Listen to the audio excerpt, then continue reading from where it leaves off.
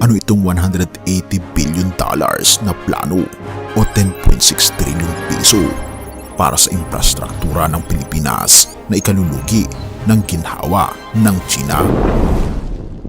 Excellencies, our contributions across the whole spectrum of UN work since its inception are borne out by history. Always ready to be part of the solution, the Philippines has regularly proven itself to be an independent, trusted partner, an innovative pathfinder, and a committed peacemaker. In the midst of mounting challenges and uncertainties, our United Nations needs steady, committed, experienced hand, and we humbly offer ours to serve in the UN Security Council for 2027 to 2028. Isang bagong simula para sa bansa.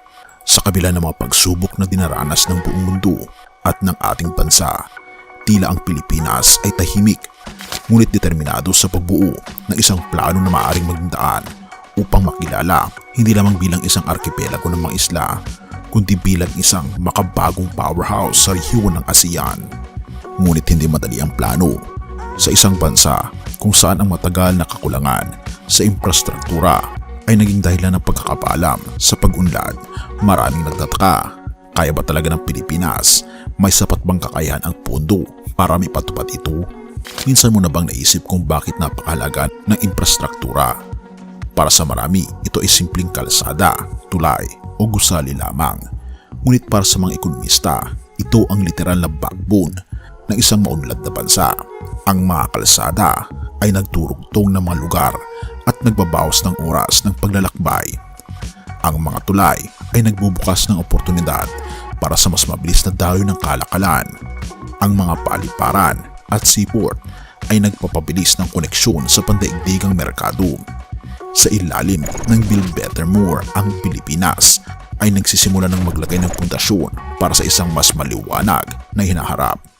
We lodged our candidature mindful that a non-permanent seat on the UN Security Council is not a right of any state, but a privilege earned through consistent, dedicated, meaningful, and concrete partnership in the service of the United Nations and so of humanity. The Philippines stands ready once again to contribute, to help calm voices of division, provide a voice of balance, to shun ambition for service, and always as a voice for principled peace. And thus, I stand before you to humbly petition for your support for the Philippines in the elections on the 3rd of June 2026. Thank you and mabuhay. Ang plano ay ambisyoso, $180 billion o 10.6 trilyong piso ang inilaan upang pondohan ang mga proyektong magbabago sa mukha ng bansa. Kabilang dito ang mga malalaking proyekto tulad ng New Manila International Airport, isang 2,500 hektaryang airport city na magbabawas ng trapiko mula sa NAIA, nakaposisyon upang maging bagong sentro ng transportasyon sa Luzon, at ito'y magbibigay ng libu-libong trabaho sa Bulacan at kalapit na mga lalawigan. Gayon din ang Metro Manila Subway, ang kauna-unahang subway system ng bansa na may habang 36 kilometers. Idinisenyo upang magdala ng higit 365,000 pasahero araw-araw, makakapagbigay ng mabilis, ligtas at maasahang transportasyon mula Valenzuela hanggang Parañaque. Gayon din ang Manila Bay Reclamation Project, isang napakalaking reclamation project na naglalayong gawing komersyal at residential na hub ang Manila Bay.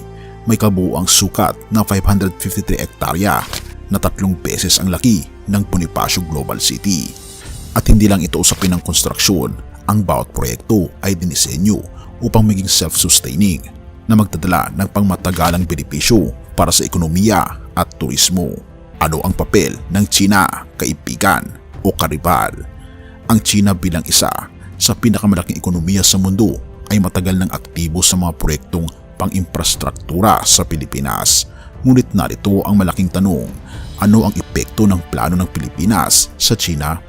Habang tumataas ang kumpiyansa ng mga Pilipino sa sariling kakayahan, unti-unti namang nagiging independent ang bansa sa pagkuha ng pondo at teknolohiya. Ang Public-Private Partnership Programs o PPP halimbawa ay nagbibigay ng mga transparent at epektibong paraan upang pondohan ang mga proyekto. Sa kabila ng mga soft power moves ng China, mukhang ang Pilipinas ay may sariling direksyon na hindi naganap na umaasa sa pandaigdigang superpower. Ngunit ito ang totoong laban, may isang pagsubok sa loob. hindi may kakaila na ang $180 billion na plano o 10.6 trilyong piso ay may kasamang napakalaking hamon. Una, kakulangan ng pondo. Kahit na suportado ng gobyerno at pribadong sektor, malaki pa rin ang magiging utang ng Pilipinas upang maipatupad ang ganitong kalaking proyekto.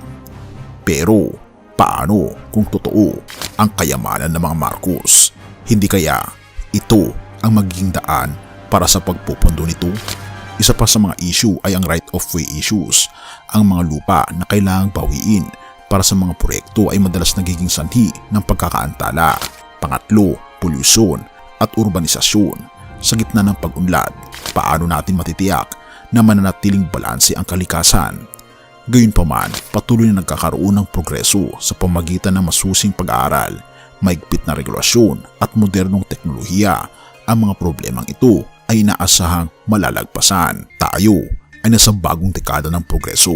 Isipin mo ang 2030. Halimbawa nito ang Mindanao Railway Project ay kumukonekta sa mga pangunahing lungsod ng Mindanao na nagbibigay sa mas mabilis na kalakalan at turismo. Pangalawa ang Davao City Bypass Tunnel. Ang kauna-unahang long distance tunnel sa bansa ay nagbabawas ng oras ng paglalakbay sa kalahati. Gayon din ang Central Zone Link Expressway na nagkokonekta sa Tarlac at Nueva Ecija ay nagpapalakas ng agrikultura at kalakalan sa rehiyon.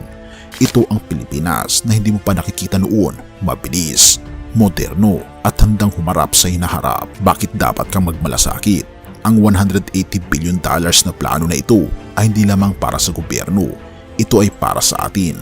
Ang bawat kalasada ay makakapagpadali ng ating paglalakbay patungo sa ating mga pamilya. Ang bawat paliparan ay magdadala ng mga bagong oportunidad sa ating mga negosyo. At ang bawat proyekto ay magbibigay ng mga ligtas at maayos na kinabukasan para sa ating mga anak. Ngunit hindi matatapos ang kwento dito habang ang plano ay mukhang makapangyarihan sa papel. Ang tanong ay, kakayanin ba natin itong ipatupad? Ito ang ating pagkakataon na magkaisa bilang isang bansa. Sa halip na maghintay sa resulta, bakit hindi natin simulang mag-ambag ngayon? Magtanong, ano ang magagawa mo para suportahan ang mga proyektong ito? Makilahok, maging bahagi ng pag-usbong sa pamamagitan man ng pagbabayad ng tamang buwis o simpleng pagbabahagi ng impormasyon tungkol sa mga proyekto. At pangatlo, magtiwala na sa kabila ng mga pagsubok at mga problema sa Pilipinas, ang ating bansa ay patuloy na aangat sa tulong ng ating Panginoong Diyos. Sa kabila ng lahat ng hamon, ito ang ating sandali upang patunayan na kaya ng Pilipino. Kaya ano ang gagawin mo? Manonood lang ba o magiging bahagi ng isang mas maliwanag na bukas? Jeremias 29 verse 11, For I know the plans I have for you, declares the Lord. Plans to prosper you and not to harm you. Plans to give you hope and the future. Sa gitna ng napakalaking mga plano para sa infrastruktura ng Pilipinas, makikita rin natin ang plano ng ating Panginoong Diyos na mas malawak at mas makapangyarihan. Habang ang gobyerno ay gumagawa ng mga hakbang upang itayo ang bansa, ipinaalala ng talatang ito na ang ating Panginoon ay may sariling plano para sa bawat isa sa atin. Mga planong nagbibigay ng pag-asa at kinabukasan. Ang plano ng ating Panginoong Diyos ay hindi laging malinaw agad. Tulad ng maraming mga proyekto na nangangailangan ng panahon upang makita ang resulta. Gayunpaman, tayo ay tinatawag na magtiwala at magpatuloy sa paggawa sapagkat alam natin na ang bawat hakbang ay bahagi ng mas malaking plano at mas magandang layunin ng ating Panginoong Diyos. Kung ikaw ay nakakaranas ng kabigatan, tandaan na ang plano ng ating Panginoong Diyos ay para sa iyong kabutihan. Gaya ng infrastruktura na itinatayo ng bansa, tayo rin ay tinatayo ng ating Panginoong Diyos araw-araw upang maging matatag at handang harapin ang hinaharap. At huwag tayong panghinaan ng loob sa mga paghihintay o pagsubok sapagkat ang plano ng ating Panginoong Diyos ay mas mataas at mas mabuti kaysa sa kaya nating maunawaan. Tayo manalangin. Ama naming Diyos na makapangyarihan sa lahat, salamat po sa iyong dakilang plano para sa aming buhay. Tulungan mo po kami magtiwala sa iyo. Kahit hindi namin lubos maunawaan ang lahat ng mga nangyayari, gabayan mo rin ang aming bansa sa mga proyektong ito at naway maging daan ito sa tunay na kaunlaran at pagkakaisa. Sa iyo po namin binabalik ang papuri at pasasalamat o aming Panginoong Diyos at patnubayan po ang bawat isa at salamat sa pagdinig ng aming mga panalangin. at patawarin po kami sa lahat ng aming pagkukulang at pagkakasala, sapagkat ito ang aming samot hiling sa matamis na pangalan ng aming tagapagligtas na walang iba kundi ang aming Panginoon Kristo. Amen. Bago natin ipagpatuloy kaibigan, siya nga pala ang Great Controversy na isa sa mga pinaka-kontrobersyal na libro dahil tumutukoy ito sa mga propesiya sa libro ng Daniel at Revelation na nagaganap na sa panahon natin ngayon bago ang pagdating ng ating Panginoong Diyos ay pinamimigay na namin ng libre sa pamamagitan ng PDF. At ito ay nasa limited lamang na panahon, kaya i-click mo sa description sa baba upang ma-avail mo kaibigan ang napaka-importanteng libro ito na magbubukas sa iyo sa mas maliwanag mong hinaharap. Purihin ang ating Panginoong Diyos at tayo magpatuloy.